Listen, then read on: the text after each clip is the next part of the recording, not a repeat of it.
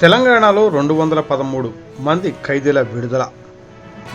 తెలంగాణలో రాష్ట్రంలో పలువురు ఖైదీల మంచి ప్రవర్తన కారణంగా రాష్ట్ర వ్యాప్తంగా పలువురు ఖైదీలను విడుదల చేయనుంది తెలంగాణ ప్రభుత్వం. రాష్ట్ర వ్యాప్తంగా దాదాపు 213 మంది ఖైదీలు విడుదల అవుతున్నారు. అంతేకాక వీరందరికీ ఉపాధి అవకాశాలు కల్పిస్తోంది జైళ్ల శాఖ. ఇందుకోసం ప్రత్యేకంగా జాబ్ మేళాను కూడా ఏర్పాటు చేసింది. ఈ సందర్భంగా డీజీ సౌమ్యశ్రీ మాట్లాడుతూ విడుదల అవుతున్న ఖైదీలకు శుభాకాంక్షలు తెలియజేశారు. తెలంగాణ జైళ్ల శాఖ చరిత్రలో నేడు ఓ మైలు రాయి లాంటిదని అన్నారు. కొత్త ప్రభుత్వం వచ్చాక ప్రజావాణి కార్యక్రమాన్ని ప్రభుత్వం ఏర్పాటు చేసిందని, ఖైదీల కుటుంబ సభ్యులు ప్రజావాణిలో తమ కుటుంబ సభ్యుల విడుదలకు చొరవ చూపాలని దరఖాస్తులు ఇచ్చారన్నారు. ఈ వినతులను దృష్టిలో ఉంచుకొని సీఎం రేవంత్ రెడ్డి ఒక హై లెవెల్ కమిటీని ఏర్పాటు చేశారన్నారు. కేంద్ర ప్రభుత్వం గైడ్లైన్స్ ప్రకారం ఈ హై లెవెల్ కమిటీ ఓ లిస్టు తయారు చేసిందన్నారు. ఆ లిస్టును కేబినెట్కు పంపామని, కేబినెట్ ఆమోదం పొందిన తర్వాత గవర్నర్ కూడా ఆమోదించారని డీజీ తెలిపారు. దీంతో ఖైదీల విడుదలకు హోంశాఖ సెక్రటరీ నుంచి ఆదేశాలు వచ్చాయన్నారు.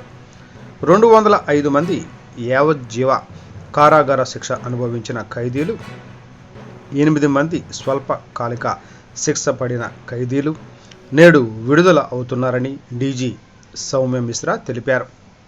విడుదల అవుతున్న ఖైదీలందరికీ జీవితంలో ఇది రెండో అవకాశమని, ఈ అవకాశాన్ని ఖైదీలు సద్వినియోగం చేసుకోవాలని హితవు పలికారు.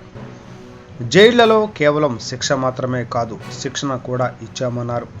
ఖైదీలకు పలు వృత్తి విద్యా నైపుణ్యాలలో శిక్షణ ఇచ్చామని తెలిపారు. జైలులో ఖైదీలు తయారు చేసే వస్తువులకు మార్కెట్లో డిమాండ్ ఉందన్నారు.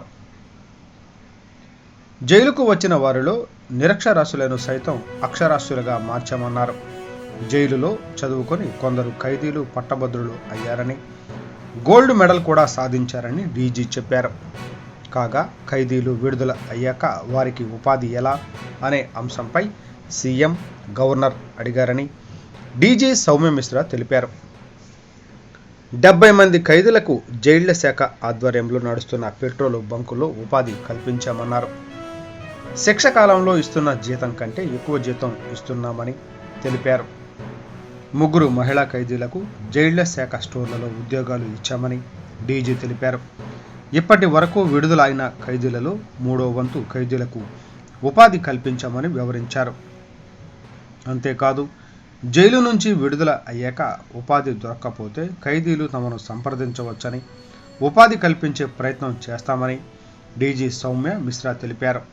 కొంతమంది మహిళా ఖైదీలు తమకు కుట్టు మిషన్ ఇస్తే ఉపాధి పొందుతామని అడిగారన్నారు.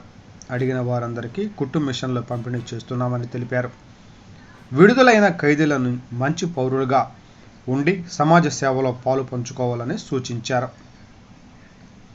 డీజీ విడుదలవుతున్న ఖైదీల పట్ల కుటుంబం, సమాజం సానుభూతితో ఉండాలని కోరారు. విడుదల అవుతున్న ఖైదీలకు తమ స్వగ్రామాలకు వెళ్లడానికి ఉచిత రవాణా సౌకర్యం కల్పించామని తెలిపారు.